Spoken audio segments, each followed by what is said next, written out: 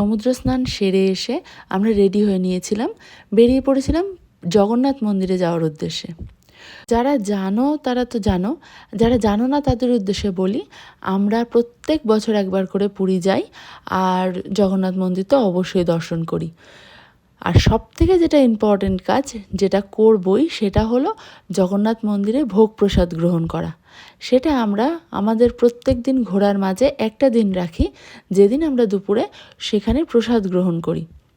তো আজকের দিনটা ছিল সেই দিন, আমরা চলে গেছিলাম মন্দিরে দুপুর আর সেখানে গিয়েই ভগবানের ভোগ প্রসাদ গ্রহণ করেছিলাম।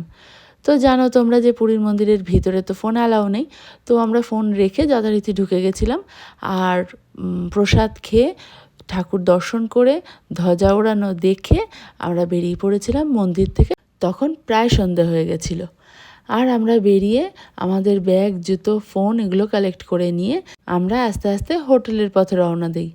তবে হ্যাঁ, সরাসরি হোটেলে আমরা ফিরিনি, সেখান থেকে ফেরার পথে বেশ কয়েকটা মিষ্টির দোকান আছে যেগুলো অনেক পুরনো আর সেখানে ভ্যারাইটিস মিষ্টি পাওয়া যায়। তো আমরা সেখান থেকে বেশ কিছু মিষ্টি, রাবড়ি, মদনমোহন, ছানাপোড়া এগুলো সব খেয়ে নিলাম আর তারপর আস্তে আস্তে আমরা হোটেলের পথে আসতে লাগলাম। মন্দির থেকে হোটেলে আসার পথে বেশ অনেকগুলো মন্দির পড়ে, তো তারই একটা মন্দিরে আমরা ঢুকে ঠাকুর দর্শন করে আসলাম। আর ওই মন্দিরটায় না বেশ সুন্দর ঝুলন হয়, আমরা আগেরবার গিয়ে দেখেছিলাম, ঝুলনের সময় গেছিলাম।